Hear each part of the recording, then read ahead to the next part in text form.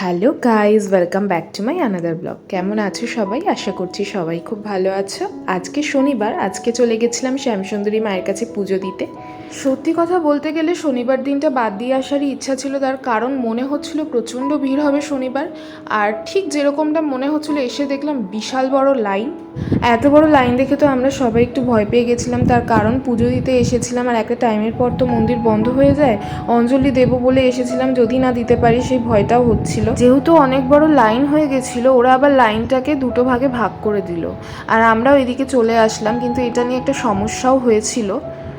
আসলে কি হয়েছিল, সামনে যারা দাঁড়িয়েছিল, মানে আমরা সামনেই দাঁড়িয়েছিলাম, যেহেতু লাইনটাকে হঠাৎ করে এইভাবে ভাগ করে দিয়েছে, ওই জন্য সামনের লাইনটাকে আগে ছাড়া হচ্ছিল। তাই আমাদের এখানে অবজেকশন ছিল, কেন সামনের লাইনটাকে আগে ছাড়া হবে? আমরাও তো এসেছি অনেক দূর থেকে পুজো দিতে, প্রত্যেকেই দূর থেকে পুজো দিতে এসেছে, এরকমভাবে পার্শিয়ালিটি করলে হবে না।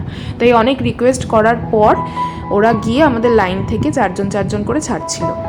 আর আমরা কিন্তু আগেভাগেই সবটা কিনে রেখেছিলাম, এই পদ্ম, চকলেট, চালকলা, মা যা যা ভালোবাসে। আর তোমরা চাইলে এখান থেকেও কিনতে পারো, এখানে অনেক দোকান রয়েছে, ফুলের দোকান, তারপর চালকলা, ধূপকাঠি, মোমবাতি, সব এটা মন্দিরের পাশে থাকেই, এটা নিয়ে বলার কিছু নেই আলাদা করে। আর শনিবার দিনকে গিয়ে আমরা যে ভিড়ের মুখোমুখি হয়েছিলাম সেটা তোমাদের একটু দেখাই।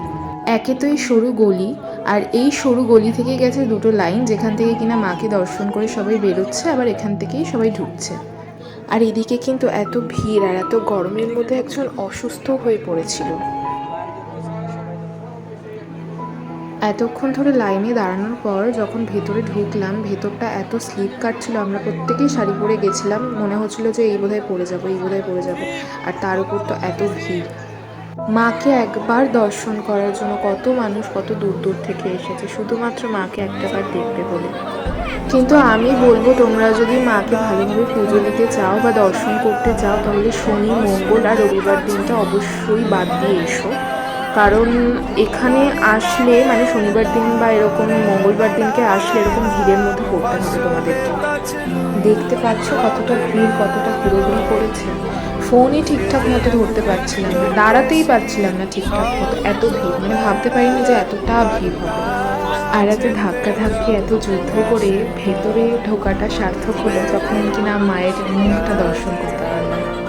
মা সত্যি এখানে জাগ্রত, দেখলেই গায়ে কাটা দেয়। দেখে মনে হবে যে মা খিলখিল করে তোমার দিকে তাকিয়ে হাসছে।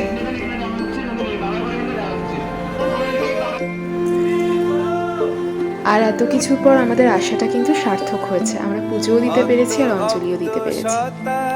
চলো তাহলে এবার বাড়ি ফেরা যাক, দেখা হবে নেক্সট ভিডিওতে। টাটা।